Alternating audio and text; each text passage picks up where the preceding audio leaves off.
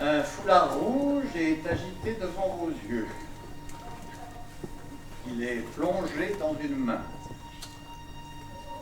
La main s'ouvre. Nominé aux Molières l'an dernier, Le Cercle des Illusionnistes est un spectacle sur le thème de la magie à travers l'histoire de Jean-Eugène Robert Houdin, horloger et magicien, et Georges Méliès, le grand inventeur du trucage au cinéma. L'histoire commence dans le métro parisien. Décembre vole un sac. Il appartient à Avril, une jeune fille qu'il trouve jolie et ravissante.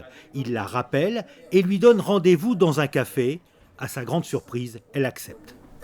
Avril? Oui? Avril? Oui, c'est moi. Vous êtes plus petite que ce que je pensais. Hein. Ah bon? Non, enfin, je veux dire, tenez. Merci. J'ai pas beaucoup d'espoir. Ah, si. Incroyable, il reste tout. Voilà. Merci. De rien. Et là, elle me dit qu'elle adore la magie. Et moi, la magie, c'est aussi mon truc. Donc, je décide de l'emmener dans un endroit ultra secret, en dessous une banque. Et c'est le théâtre de Robert Houdin. La meuf est architecte. Moi, je suis petit voleur. Elle est sublime. Je ne suis pas forcément le grand beau gosse. Donc ouais, je suis assez surpris.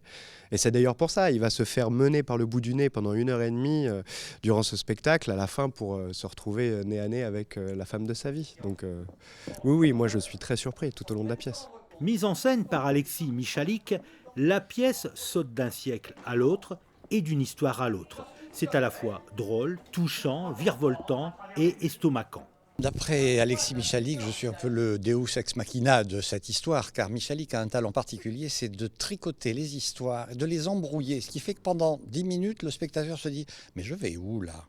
Et puis petit à petit, ça devient clair, lumineux, et mon rôle est d'essayer de clarifier justement, de permettre de suivre à travers les différentes époques, puisque cette pièce démarre quasiment au XVIIe siècle sur les places publiques avec les battleurs, passe ensuite par Robert Houdin qui nous invente la magie moderne, pour aller à Georges Méliès qui a créé les effets spéciaux du cinéma et qui est en fait le père de tout le cinéma contemporain, autant que les Lumières, au même titre que les Lumières. Et en même temps, ça permet à Décembre et à Avril de parcourir les différents chemins secrets qui mènent de cette magie d'origine jusqu'à la fantastique magie du cinéma actuel. Les croyants l'appellent Dieu, les sceptiques l'appellent coïncidence, les arabes l'appellent Mektoub. Je viens chercher mon traité d'horlogerie. J'arrive. Pour Jean, le destin prit d'abord la forme d'une libraire. Tenez, à demain. Peut-être est-elle fatiguée ou pressée. Et combien vous dois-je? Demain, revenez demain. Ce n'est que lorsqu'il arrive chez lui que Jean se rend compte de l'erreur.